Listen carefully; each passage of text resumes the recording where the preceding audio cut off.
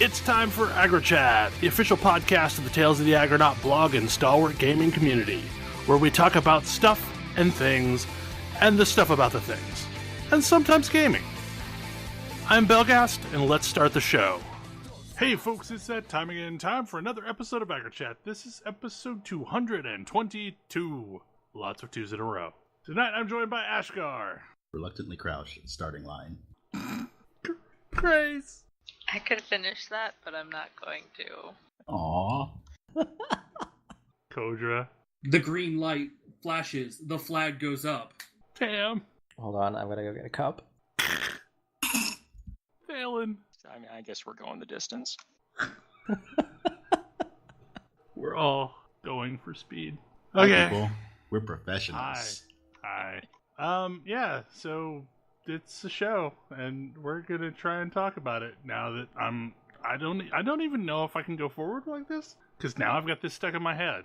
You're welcome. So let's Dang talk. it, now I have Moana stuck in my head. What? How did that even happen? You're welcome. Yeah, okay. Let's talk Spiderman. Yeah, I put this one on the list. It's so, I mean, by now probably anybody listening to this has heard people talk about Marvel's Spider-Man, this PS4 game by Insomniac, and it's really good. Like, really, really good. Despite being a bunch of things that I thought I didn't like. Like, I've talked before about playing games that I don't think I'm going to enjoy and how I'm often surprised.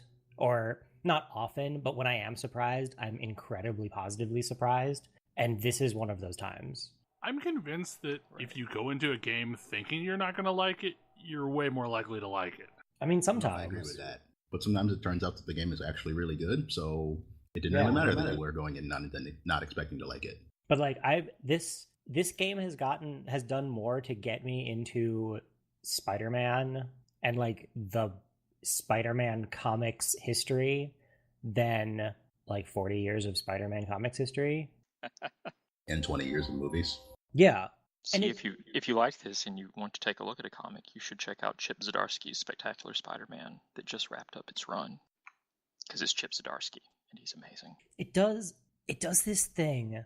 It does the thing that all of the Marvel movies have been so good at, which is making an experience that is totally reasonable on its own, regardless of how much or little you know, but has a bunch of obvious like winks and nods to things that if you are, hip deep in the background, you'd know about. And it does it in a way. And one of the things I think the Marvel movies are really good at is it'll do the nod and wink that'll be like, hey, you know who this is, or you should know who this is. And if you don't, you're like, oh, I want to know who that is. Yeah. That person's obviously important. And like, I don't know. I don't know most of these people. But it's done a really good job of making me interested in finding out. Also, I had not really realized prior to this that one of the central conceits of Spider-Man is that Spider-Man himself is kind of a loser. Yeah, Spider-Man is the superhero that has all the problems that a normal guy has, and also supervillains are trying to murder him. And like most of his problems are self-inflicted. Yes, to a great degree. And the game is so good at this. Because like, oh, I'm swinging around town to go on a dinner date. Whoops, I got distracted by this thing. Whoops, now I'm late. Yeah. And the game is super good at this. I also like all of the portrayals of characters. I've seen a bunch of Spider-Man movies. I haven't really read any of the comics, but it's probably my favorite Mary Jane Watson interpretation of that character I've ever seen. I mean, I've seen a lot of people who have read a lot of the comics say that it's like the best interpretation of Mary Jane that has ever been done. So I'm not surprised. It's really, really good. Like for a character that I don't normally like. Again, I don't really like a lot of Spider-Man, but the Spider-Man game, and this is pretty much nothing I'm going to say is spoilers because there's a bunch of actually really cool stuff that goes on that would be spoilers that I'm not going to talk about. But the game picks up like a decade after Peter Parker starts being Spider-Man. And so he's already put a bunch of villains away, and everybody knows who he is, and like he has a Twitter account. And he and Mary Jane have had a relationship and broken up, and have been broken up for some time at the start of the game, because it's not really a functional relationship. And she realizes it more than he does, but he accepts it. But since they move around in the same circles, they kind of, there's this reconnect, and there's a bunch of like, I guess semi-spoilers. You play as different, you play little vignettes as different characters, and one of the recurring ones is MJ doing, That's cool. Making incredibly bad decisions for the most part in the name of... As long as they didn't break up because the devil stole their marriage, I'm cool with this. No, they broke up because Did that happen in a Spider-Man comic? That's why they're not married in the comics these days. Wow. Because to save Aunt May after she was shot, Spider-Man ultimately... Actually, Mary Jane made a deal with Mephisto because Peter was going to refuse to give them their marriage in exchange for Aunt May living. And so retroactively, Peter didn't make it to the altar on time, and they didn't get married, and their relationship, fell apart after that. No, it was a bad way to make Spider-Man not be married anymore. Seriously. No, this is run of the mill. Peter Parker is kind of a putz. The whole being a superhero thing does not help the whole responsibility thing.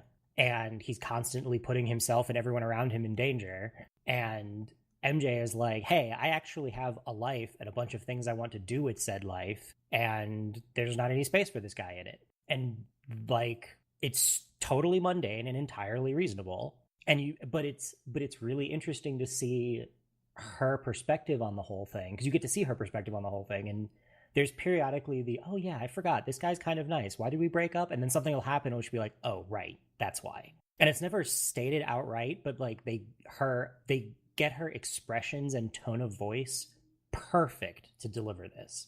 It's just really cool. Like, I mean, feel bad for Spider-Man or whatever, but seeing like there's so little media that has a well-developed aftermath of like a relationship that fell apart, but not catastrophically, that it's really interesting to see. And in a Spider-Man action game of all things.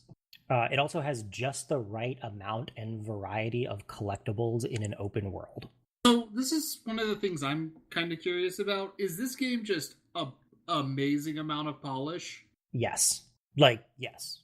The level of polish on display here is unreal. The city is beautiful. Moving around it, like, it's probably the best traversal I've played in a video game. Just moving around. I could honestly, I spent hours just chasing after collectibles in the city, just because moving from place to place in the city is that much fun. I did see a lot of people who got 100% pretty early on. Yeah, I mean, the game doesn't stop you from chasing your collectibles, and there's a ton of them, and like I said, there's a bunch of variety to them. It's a lot of times in open world games, it's like, get to a location and pick up a flashy coin, and that's your collectible, and there's 150 of them. Mm-hmm. And in this, that's not the case. There's I think the largest number of collectibles in the game is the backpacks at it's either 30 or 50, which seems like a lot. And it kind of is, but you just go to, swing by them, grab them, and move on. And every single one of them contains some random bit of story. It'll be I don't know, a piece of Electro's insulated armor. And so you pick it up and you can look at it in your inventory, and Spider-Man will have a comment about, oh yeah, I remember this was the key to figuring out how to fight Electro. And we'll say a little something about every one of these things you pick up. Every collectible I've run into so far has some piece of content associated with it. And if you find all of them, you get another Spider-Man outfit, at least so far. But the part of what makes the movement so good is it transitions from one type of thing to another so well. Because I'll be swinging around on the rooftops, getting from place to place, and then I'll get involved in a car chase and there's no like separate load or anything to set up this car chase. I just start chasing down this car and land on this car, stop the people on the car, or stop the car and then fight the people inside. And it's just this piece by piece, like super elegant transition from one to the other. And like swinging around in combat is great because I can swing around and kick people and get distance or get close to enemies if I need to. It's super, super fun. It's legitimately made me laugh way more than I was expecting. The voice acting is spot on. And there's like I said, it's got a bunch of those Marvel nods to other things. Like I keep seeing this kid named Miles. My Peter Parker job is working for Dr. Otto Octavius. That's a terrible, terrible idea. He seems like a reasonably nice guy. Terrible idea.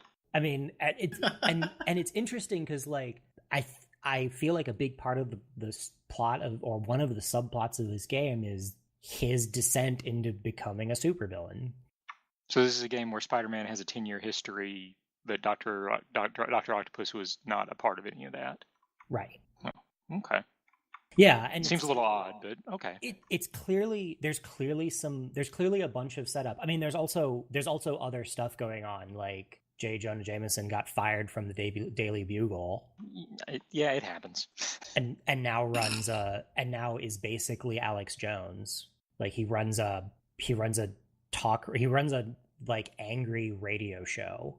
That's honestly perfect. And it's perfect. He shouts and forgets to shut off his mic and rants about Spider-Man and like finds some convoluted way to blame Spider-Man for literally anything that happens and gets mad at callers who call in and are like, hey, Spider-Man was really great about this thing. And he gets very angry about it. He gets super angry about it. Yeah, there's a ton of stuff like that. There's also like the very mixed public opinion about Spider-Man. Yeah, it's very important that Spider-Man does not get any respect. No, Spider-Man like that's Spider-Man does not get any respect. Probably my favorite moments. I've had 3 moments where I've nearly lost it. I did actually lose a fight because I was laughing too hard. I landed on. I started a fight by like landing on some, I don't know, mugger, and one of the other guys that I was fighting, his very first thing is to start laughing at the guy I knocked down. Was like, haha, you just got taken out by Spider-Man. Like, wow, really?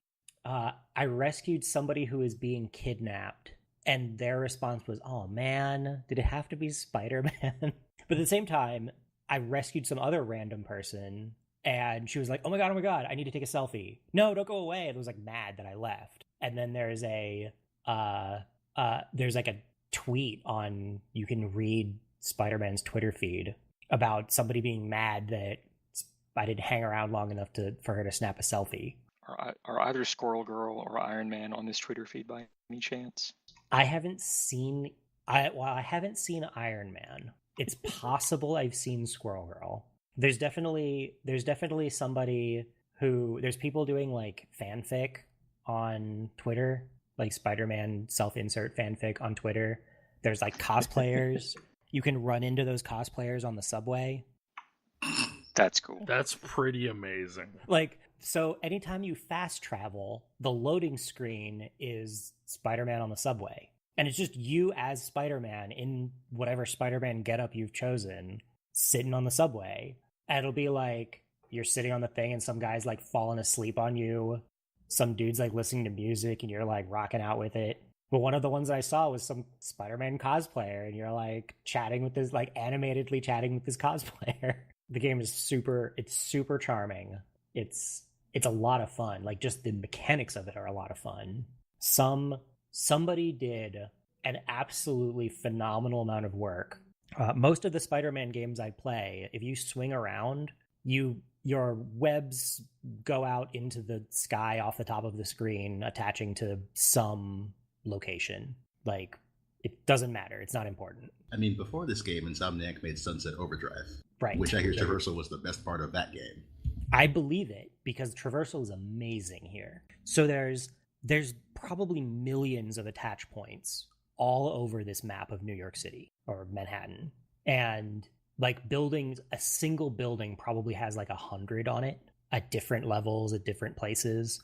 And when you're swinging around, you don't have to target them. It automatically targets them for you, but you do attach to an actual attach point, and that can affect the way you're swinging. And the end result is you swing like you can. It's not hard to once you get a little bit used to it. It's not like really awkward to move around in, but you are swinging from actual places on the actual map versus just sort of generically swinging through the city. And you can get all kinds of interesting things to make that more interesting and varied, and give you tricks to speed up or whatever it is. And like depending on where you let go as you swing, you can gain a bunch of altitude, or you can like hurtle towards the ground at somebody, or move really fast, or whatever it is. But it feels super, super natural. Basically, this game went from I'm not sure if I'm going to like this to possible Game of the Year contention for me. That's awesome. Because it's just really good. If you think you might enjoy Spider-Man like at all, or even just enjoy making fun of Spider-Man, because there's a lot of that too, it's really good. Yeah, I've heard nothing but good stuff about the game. So at some point, I will pick it up and play it. I'm intending to play it as soon as I finish Dragon Warrior.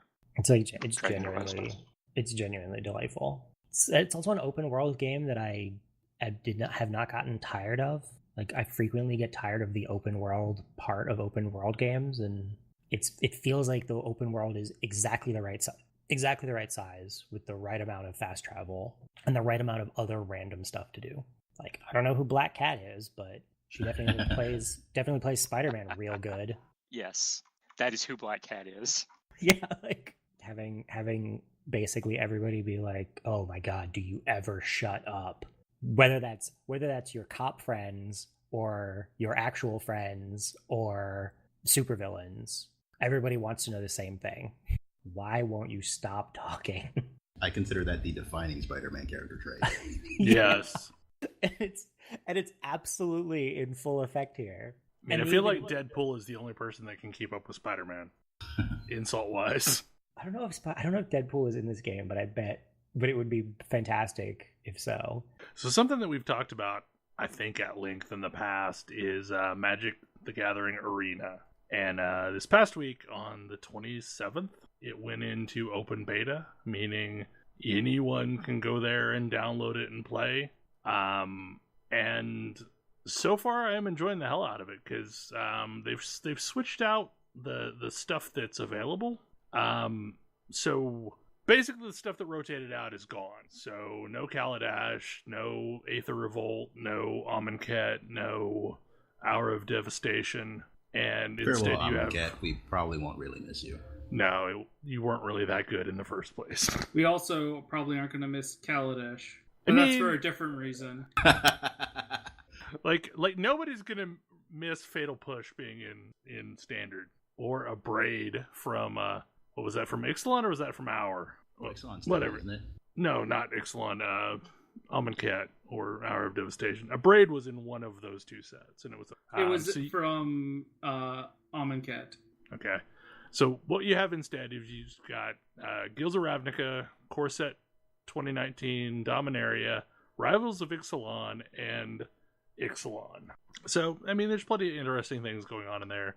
My mono black burn deck is still intact, and I spent some gems. So basically, if you had spent any money in closed beta, they refunded you all of those gems so that you had it to spend again. So I bought some cards and managed to get enough of the little swap tokens, whatever the hell they're called. The thing that says, I want a common, so I'm going to trade you this token of a common for any common in the set, or mythic, or whatever. So I managed to build back up my mono black burn deck, and it still seems to be pretty functional. I've played a bit with Golgari, especially from Guilds of Ravnica. I did not pull an Assassin's Trophy. I will probably buy some Assassin's Trophies at some point whenever I decide to get serious about building a Golgari deck. This time around, since I was in, I think during alpha, before it went into closed beta, I am not sure if closed beta had like a intro system where you play a bunch of mock duels to get your cards. Kodra, when you started, they introduced this. Okay, yeah.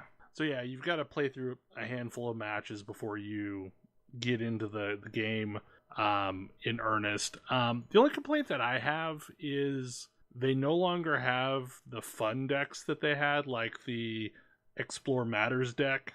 And instead you're given like a mono black Graveyard Bash, mono green Forest Might, mono red Dragon's Fire, mono blue Arcane Inventions, and mono white Tactical Assault. And then each day there's some quest where you can earn some other decks. So like there's a black and red one that I've earned so far that seems to be focused around the Rekindling Phoenix.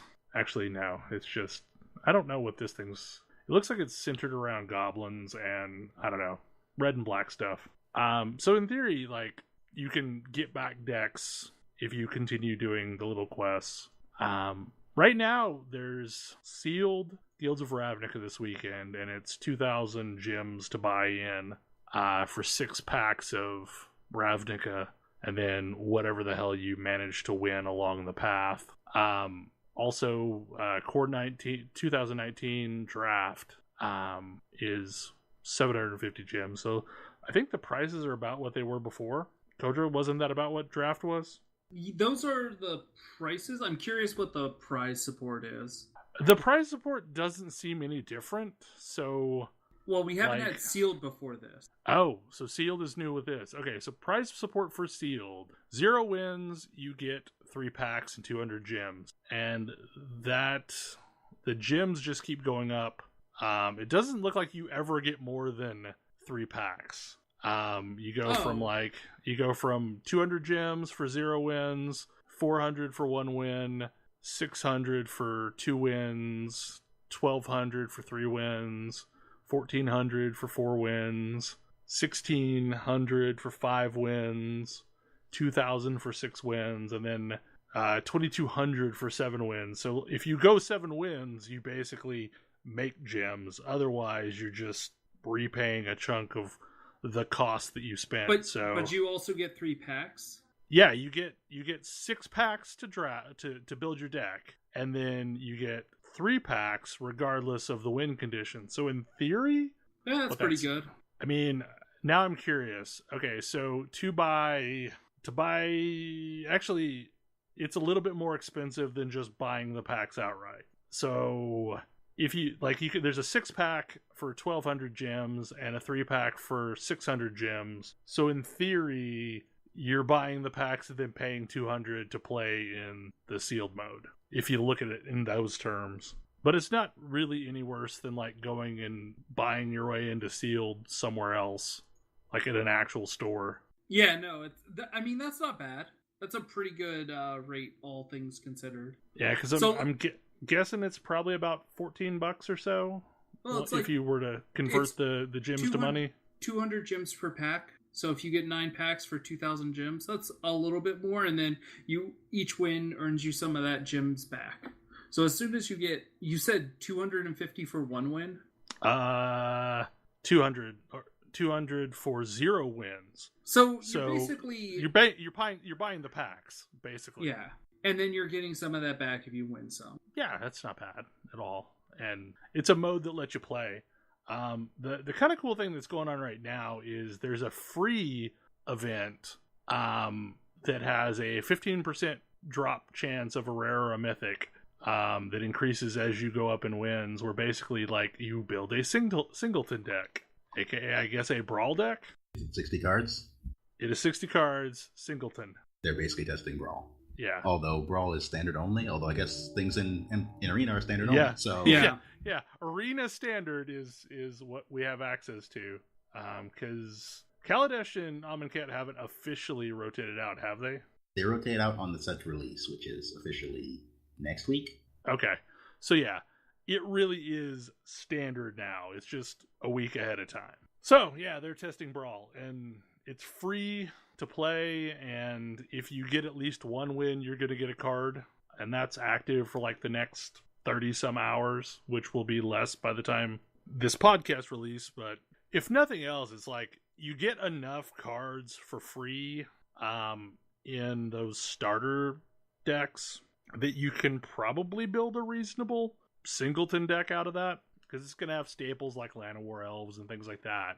I have been playing a lot of that, and it has been like I tried to create a zombie deck for Death Baron to power up the zombies, and if that works, it works really well. Now, is it actually Brawl though? Do you have something like you don't have a commander? Okay. No, there's no commander. There's no color restriction either, right? Yeah, no color restriction. It's single rounds, so there's no sideboarding or anything like that. But it's free, so, and you can get cards. If you win, like, you basically stop playing when you reach 2 losses, but if you can get 1 win in, you're at least going to get a card for free. And if you manage to get to 4, you get 2 cards. So it's not super rewarding, but it's kind of fun. And it lets you play with some jank. I've been playing the hell out of Magic Arena since it opened. Like, this has been the thing that I've been doing the last several nights. It seems just as rewarding as it was in closed. I've already gotten, 5 prize support packs from just playing normal open games and quests, turning the gold into packs. Nice. I mean, all in all, I would highly suggest checking it out, especially if you've ever played Magic before. It's kind of a fun way to play, and it feels Hearthstone-y. And in theory, you could probably make a pretty reasonable deck just out of what you get, or at least good enough to win the occasional match. I mean, it's not going to be optimal, but it's functional. The Forest Might deck especially, I've won a bunch of matches with just as is. Is that the mono green big stompy? This is the stompy mono green. So it's got a couple Land of War, a couple Druids of Cal for mana dorks, and does it have a Galta in it? It has a Galta. It also has a Meteor Golem and a Prodigious Growth and an Aggressive Mammoth and 2 of the Vigilant Baloths. So it's got some stompy stuff. It's got a Giganosaurus, so the Tin for 5. That if you're getting enough ramp, you can bring out way faster than that, and also a Colossal Dreadmaw? No Colossal Dreadmaw. I'm surprised, actually. Like, I mean, they're giving this to you for free, so... Colossal Dreadmaw is a common. Oh, it is? Yeah, but it's not necessarily great in constructed. No, it's kind of not. I'm just surprised it's not in there. Yeah, I mean, it's green, it's big, and it's stompy. And you've got some, like, perfectly reasonable cards that aren't amazing, but I'll play.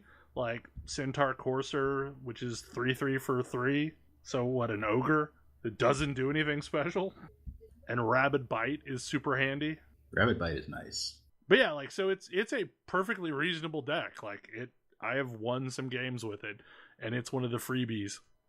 Graveyard Bash works okay-ish. Its big ones are... It also has a Meteor Golem. It has Gravewalker, Yargle, 2 Vampire Sovereigns, Open the Graves enchantment, so you can get a bunch of 2/2 zombie tokens anytime something dies. It's not super tuned, but it does come with 2 Death Barons, which is also kind of nice. See, the red one's got Burning Sun's Avatar and Lathless Dragon Queen, so I think those are the big ones that are in it. But anyway, you get a decent assortment of reasonable cards to play, and from there you can take those and blend it with another color and probably come up with a perfectly reasonable game to get started, or deck to get started playing semi-seriously.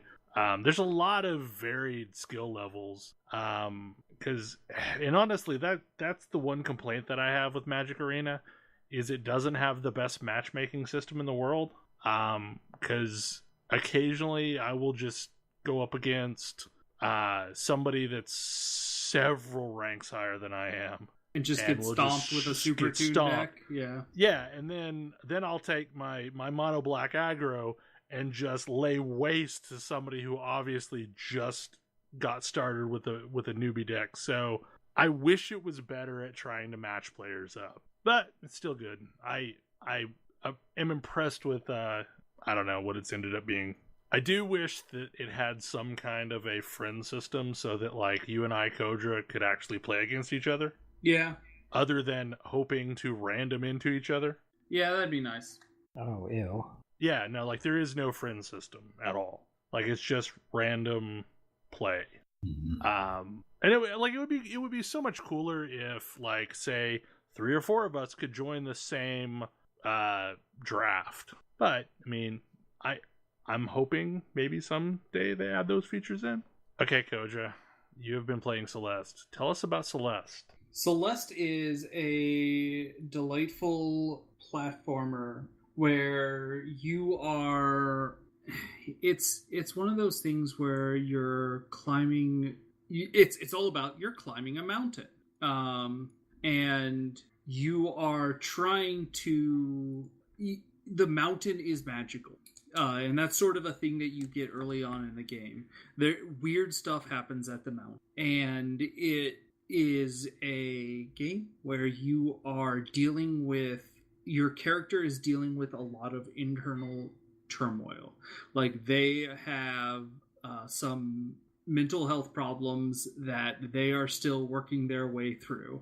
And so, like, their inner demon, their inner struggles with that sort of comes out and becomes like a character that you initially have to sort of resist against. It's interesting in the way that they like depict your struggle with your negative emotions. It's also interesting in that it's a game that is very, very brutally hard. It's spikes, jumping, double jumping, and then ultimately they're getting to the point where you are doing all of these brutally difficult moves, but the game isn't interested in like being abusive to you, which a lot of these games are. So like one of the things is it's that like you'll get frequent messages that are like, hey, you should be proud of your deaths. That just shows how hard you've worked at this game. And I really love that type of stuff. You like beating your head up against a wall? I like beating my head up against a wall. But that's a soft wall? I love beating my head up against a wall, and I love the fact that the game is not going to be abusive about it. And they actually do include an assist mode, which makes the game easier. So, like, you can give yourself invincibility if you want. Is that on, like, a temporary basis, or...? Nope. What? Yeah, it just lets you set the difficulty to whatever will allow you to enjoy the game best. Yes. So, like, you can reduce the speed of the game. You can give yourself invincibility. There's a couple of other features that you can turn on to, like, if you want to experience this game, but you can't, like, beat it at your current skill level, they are interested in providing you with a solution. So why doesn't everyone do this? I mean, that sounds great. Yes. It's pretty awesome. Didn't this start off as like a Pico game? There is in fact a Pico game inside of it that you can unlock. So maybe. Yeah, like I vaguely remember, I think, reading about it and seeing it like that it was originally like a Pico game. Yeah, so there's a Pico game inside that you can uncover that I did, and you can just play it, and it's quite fun. Is it effectively the same game? It's the same style of game. Like, you're climbing a mountain, you're able to do double jumps, it's hard platforming. There's a lot of collectibles around the game, strawberries that you can pick up around the game, but the very first loading screen message I saw was like, those strawberries have no game purpose whatsoever. They're just there for you to collect if you think they're fun. Like, straight up, hey, these are optional, please don't stress yourself out about getting them. Another thing that comes up in the game is like your character is like freaking out to another climber who you encounter, and he gives you this breathing technique where you're like you're trying to imagine a feather falling, and you have to like breathe in as it falls, breathe out as it goes up, and the game forces you to like try and center your screen around this feather to do this. And what I noticed was as I was like down, like pulling my stick down to like try and get it in place, I was like actually breathing in, and then as I was pushing it up, I was breathing out. I was like, oh, this is sort of subconsciously getting me to do breathing exercise, which was really cool. It makes me think of some of the stuff that Detroit does, where it uses controller inputs to simulate other things and really get you into that mindset of whatever the thing it is you're doing.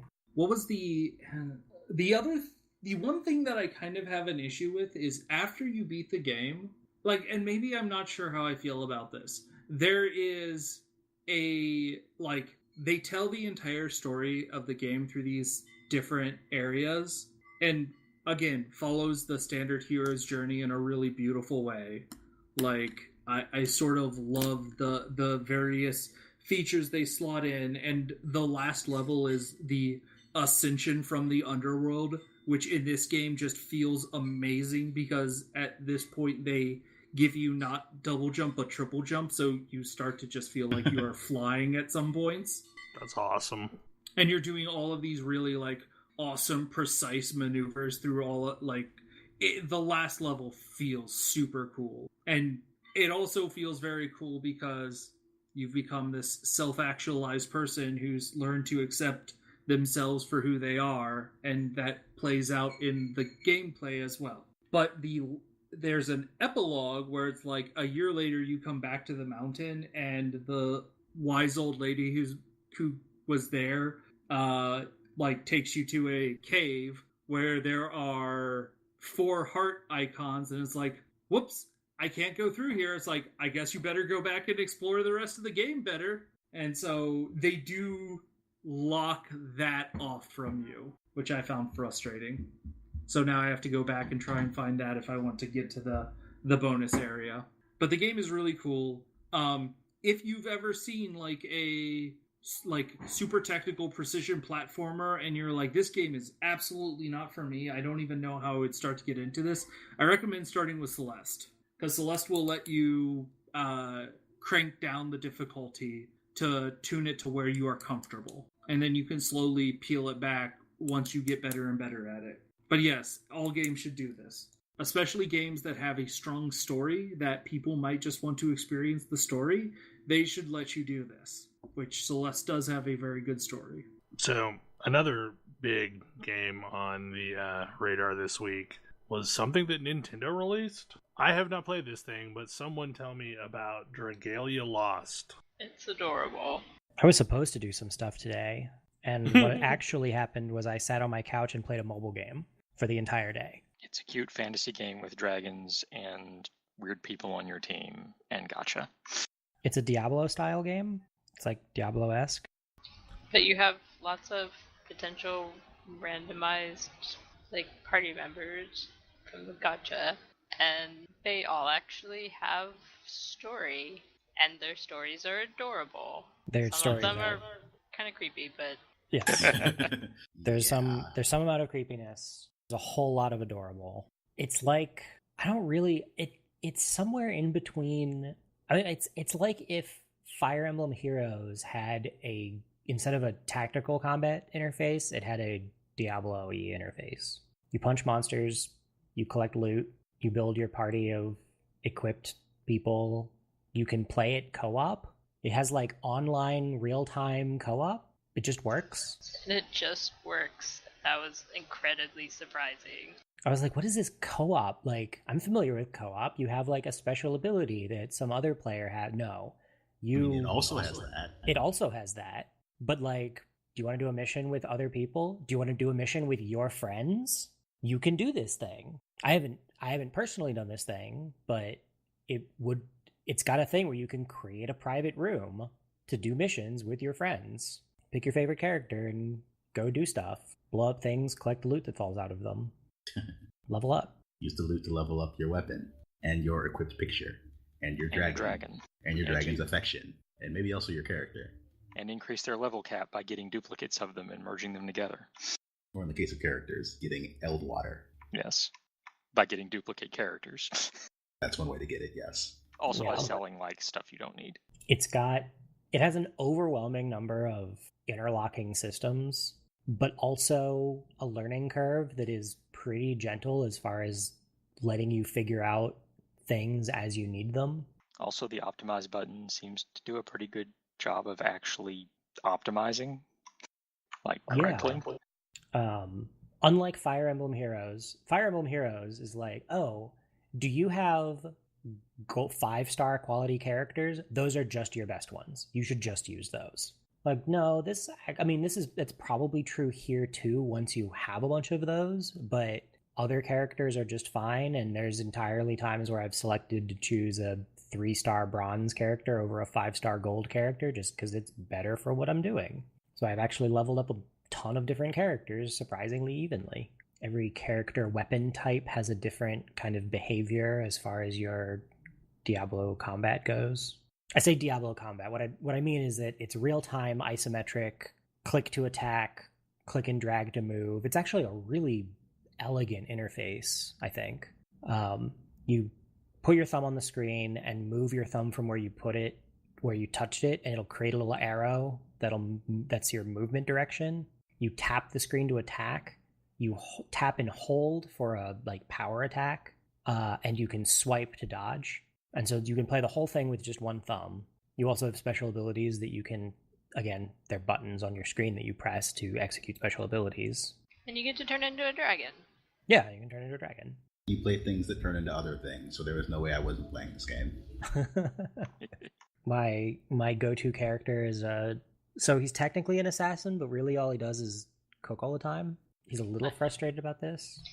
My main character is like an axe-wielding sort of barbarian fighter lady, and all she wants in the world is for someone to defeat her in combat.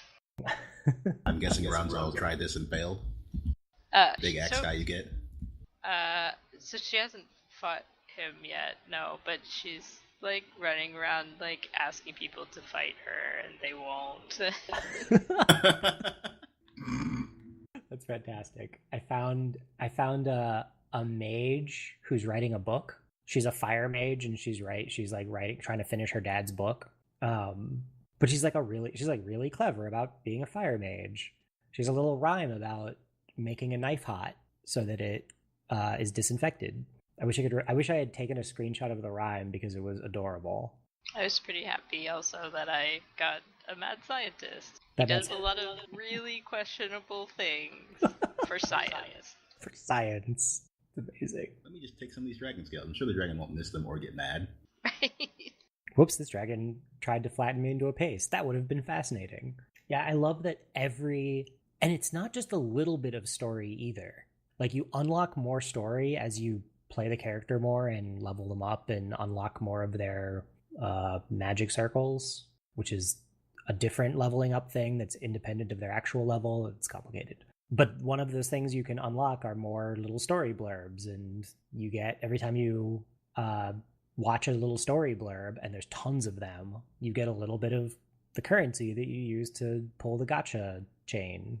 I mean, I admit that I maybe went through all of my characters and just unlocked everybody's story.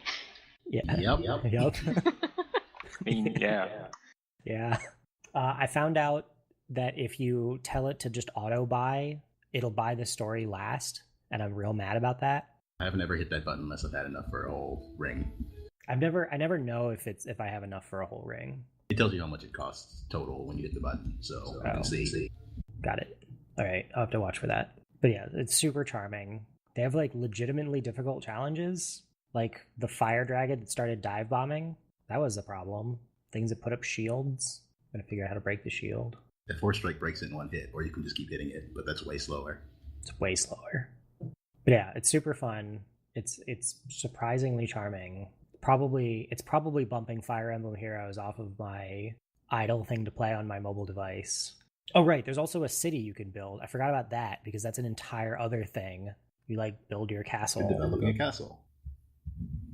Mostly this castle has facilities to allow you to get things passively, but also just things that buff your characters. Like, you can build a fire altar that makes your fire aligned characters better. Also, characters have elements and a rock, paper, scissors, and element-like system. There's a lot of stuff here for a game that's only been out for 3 days. Yeah, this game is It really is. pretty complicated. But it's not so complicated that it's baffling. It's just like, I look at it and go, there's a lot of stuff here, and I'm going to use what I need right now and keep playing, and then as I run into walls, I will start peeling away these different systems. Yeah, and it's super... It does a really great job of, hey, you should probably be about this powerful for this level you're going to do. And if you like really know what you're doing, then you can kind of skirt that a bit. Like, I learned about elemental weaknesses. It turns out those make a huge difference. As I set my team of 3 fire people into the water level, and nearly all died, and I was like, wait, I'm 1,000 points higher than the recommended 1,500 points for this. Why was that so bad? Oh, because it's water and I'm all fire, and water beats fire really hard. Really had to wise up on that when it came to the Dragon Trials, which are just, here's a boss fight. Like, we're not going to give you a level, just here's a boss fight against a harder version of a boss you've already fought. Just do it. Ready, go. Ready, go. You have 4 minutes. Give you an extra special prize if you can win in less than 3. And I think you can do every level in co-op mode if you want. As far as I can tell, after you unlock it. You can just be like, sure, okay. I will say Dragon Trials are way, way easier in co-op. Just having other humans to dodge things is helpful. And turn into dragons. Also that. That is one thing that I've noticed on some of the wave levels. It's like, oh, fight a bunch of waves of for the things. last one. On wave 6, everyone is suddenly a dragon. There've been a few times where I've gone for the special attack on that wave instead, and like most of the wave is dead by the time people finish their transformation. I'm having a lot of fun with it. Is really fun. Stormrazor has been posting all sorts of pictures of it, so like at some point I know I'm going to give it a shot. I think you would like it. Yeah, I think you like it a lot. Yeah, it definitely seems like it's down my alley. And I'm always looking for something to play on my mobile device. This is probably going to... I know that you can frequently like bounce off of mobile games. Yeah. I feel like if there were a mobile game that you were not likely to not bounce off, it would be this one. Because you'd be like, oh, I can envision playing this game on a PC. Yeah. I think that's like one of the problems that I have is like, if I can play a game for more than a few minutes, I'm usually at home. And at home, I have a plethora of other systems to play, so... Production values on this one are completely through the roof. Oh, yeah. We'd like to remind you that Cygames owns the anime studio. Yeah, like... And also they have the money to hire all of the voice actors. When I say I could envision myself playing this on a PC, I mean basically unchanged. And I guess technically you can. Like, if you want to do the BlueStacks nonsense, you can play it on your PC. Sure. Also it's connected to your Nintendo account, so if they wanted to do that, they could. I don't know if they would want to. Yeah. The controls feel really good for a touchscreen mobile device. Like, somebody spent a lot of time thinking about making controls for this kind of game work well, and they do. It's kind of like the co-op thing. It just works. There's also no chat with other players. But you can say stickers. hi. Yeah, you can say hi with voice acted stickers that'll pop up around your character. You can also demand a healer, which is the only annoying thing I've had happen so far. I just play a healer when I'm co-oping, so people are really happy when I pop in and I'm already a healer. I like shooting bubbles at people. So I think the last topic, I don't know if we'll have enough time to really get into all of it, but I'm in a really weird place with World of Warcraft right now. Because everything feels bad. Everything feels bad. Right. Like, all of the solo play things just feel horrible. I find this whole thing I find this fascinating because I'm having more fun with the game than I have in a really, really long time. And I think like my expectations have eroded to the point where I don't notice the bad stuff, or I just don't care. I feel like you're probably just choosing not to engage with most of the bad stuff at all, so you're not even seeing it. Yeah, I think that might be what's going on, and it's led to a super positive experience. But I can I think I can see the edge of it where, like, if I decided to go down that route, I would be really frustrated. Yeah, I think the biggest problem that I'm running into is like I don't even know how to describe it. There's a bunch of decisions that were made that individually aren't bad, but collectively has made the environment feel awful. Like it starts with the fact that okay, world questing is ultimately the same as it was in Legion. So I don't know, like it doesn't feel like the purpose is there. Like we used to world quest because sure we could get gear from it, but also we were powering up our class hall and we were powering up our really cool artifact weapon. And the war campaign and the Azeroth items and the necklace and all that stuff just doesn't feel as good as it did in Legion. Like it felt like there was a purpose for all these systems. Similarly, we could buy 3 reroll tokens a week and they felt cheap or relatively cheap. So like it felt like it was an insignificant amount of money. Now it feels like they were 500 gold, right? They were, I don't remember what they were. It's like 500 and 1,000 for the two that you could. I think it was one in 2,000, and I know I didn't usually buy more than one, but it's at least double the cost now, and that's for whatever currency you buy them. Right, and the scrapper is a thing we need to get Expulsium, and that is keeping us from selling the world drop effectively. So it feels like we're not getting as much gold as we did in Legion. And because of that, these tokens feel just exorbitantly priced. When you're going to get, like, you're going to spend 2,000 gold for a token, and if you get gold off of a world boss, you're going to get, like, 100 gold back. If you're going to get artifact power, you're going to get what feels like an insignificant amount of artifact power. It doesn't help that literally anything that you can do feels like it rewards an insignificant amount of artifact power. Like, I never felt like that point in Legion where every time I got a piece of artifact power, it, like, increased my bar in a meaningful way. And there's nothing that feels like that in battle. I feel like that's one of those things that I've just not been engaging with because I kind of looked at the numbers on the buffs that I get and the various things that are attached to those Azeroth pieces. And I was just like, I don't care that much about these. I'll just take whichever one is best, whichever one is the highest, like, best stats. At this point, I've disengaged with the process of, like, actively collecting artifact power. I mean, I did that at the end of Legion too. I just kind of stopped caring eventually. But I stopped caring a whole lot earlier, obviously, this expansion. And, I mean, even in Legion, when I stopped caring about it, every once in a while I would still get another level. And it would feel kind of good. Like, oh, hey, that thing rolled over and I got something out of it. Cool. But that never feels like it happens. No, it never feels like it happens. And even, when, your necklace levels up, it doesn't feel that exciting. And it's worse when you have levels where literally nothing happens. Oh, yeah.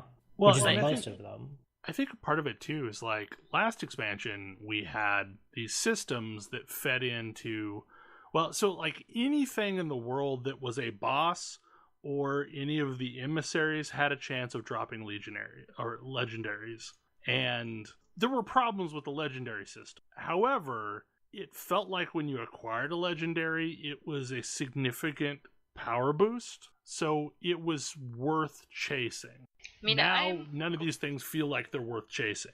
Yeah, I'm glad that the legendary system is something that didn't roll over, because I did not enjoy it for a lot of reasons.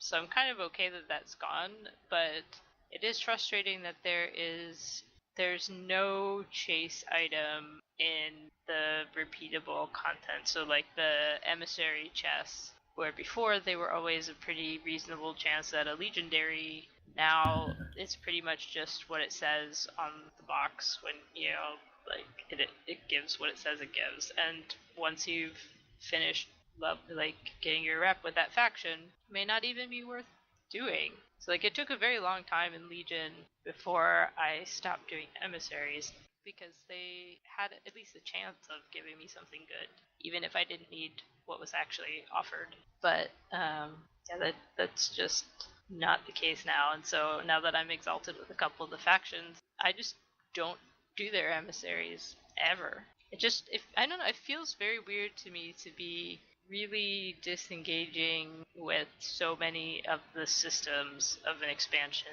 this early. Like, Yeah. the emissaries I pretty much stopped doing unless I need the rep.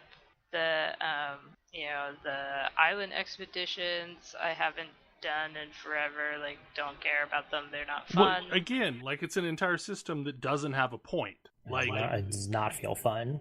well, there's nothing to do with it. Like, so maybe you get a mount or a pet or probably toys. I don't know what all's on that drop table, but Probably like, you don't get a mount or a pet because the act of doing an island rewards doubloons, which are the currency used to speed up doing islands. Like, there's nothing there. Like, there's no meat in that system. So, but if you run a bunch of them, you get artifact power. And like the Arathi Warfront thing actually is kind of fun, but that's only up like once every 3 weeks. Yeah, I feel like that's a system where I'm like, I feel like those two systems should have been swapped, where every so often these islands open up and you can go do these islands and get mounts or cosmetic stuff or whatever for like a brief time. But the Warfront stuff is genuinely fun. Yeah, that's the one thing that works, and you can do it every 3 weeks. Like, effectively, you can do it every 3 weeks. Like, they're bringing in new Warfronts, and if they can get to a point where there's enough of them in a rotation to where there's one every week you can do, that might feel reasonable. That's also what they should have launched with. Yeah, they should have. Like, hey, building a bunch of islands and building a bunch of weird, complex AI to service those islands might have been better spent making more Warfronts so they launch with them. Because, yeah, if you could hop into a Warfronts queue at any time or go and like hunt rares in a zone, because I actually also kind of enjoy just wandering around hunting rares. That was fun. But even then, like, you get to hunt those rares once every 3 weeks. Like, had it been a daily chance of getting the mounts to drop, that would feel better. Like, it's just, there's so many stupid systems that don't feel good. And that's the frustration, is by themselves, none of them are horrible, except for islands. There is no point to island. But taken in mass, there's just so many things that don't work. And it's annoying me that, like, I feel this way already. Like, that I'm starting to check out. And realistically, like, I need to somehow, if we can somehow make a raid work, that would give me a reason for sticking around. Yeah. Like, the thing that I am enjoying without reservation is running stuff with friends. And if I could make that happen on the regular and have a like specific goal in mind for it, like a raid, then I think it would be enough, even though the other stuff doesn't feel so great. Because I mean, I still like WoW. I still like playing it. I still do other stupid things in the game. I'm just really bouncing off of all of the systems that they've presented with this expansion. Yeah, and the ones that you're in theory supposed to be excited about. Right. And I guess that's the problem that I'm running into, is like, I'm not getting where we were supposed to be excited about this scenario of things. Like how did this make sense on paper? Was there something that they didn't have time to finish that's going to get rolled into 8.1 that somehow makes all of this stuff make sense? You know what it reads like to me? Because like I look at those things and there's a lot of difficult craftsmanship that's going into Warfronts and the islands and so on. But one of those things that got, driven into me, because I was really bad about it when I was first making games, was it doesn't matter how clever you are as a designer if you're not making something players care about. Yeah. And there's some really clever design that nobody cares. There's no reason to care about. I mean, there's some really inspired, like there's some genuinely really inspired like group AI going on with the opposing side on the islands, given the space and so on. Just there's no reason to care. Like somebody's pet project worked out great. Well, and that's really frustrating because if they gave me a good reason to go to that island, then that person's hard work would have actually paid off. Yeah. And instead, that whole system is going to get written off as, oh crap, nobody did this, throw it away. When the problem isn't that, like, all that person's hard work on making that AI was bad. It was that, like, no one ever gave us a useful reason to go and engage with it in the first place. Right, there's no Yeah. reward structure that makes sense. Like, if you could somehow... I mean, so the other problem that we're feeling to the extreme is the lack of a second chance currency. We have no valor, we have no justice. But there hasn't been one since Pandaria, right? No, there hadn't been one since Pandaria. Yeah, well, I mean, there hasn't been one since Pandaria, but they also, like... You also had at least an extra second chance token that you could spend. Yeah. Those do not feel like a good investment.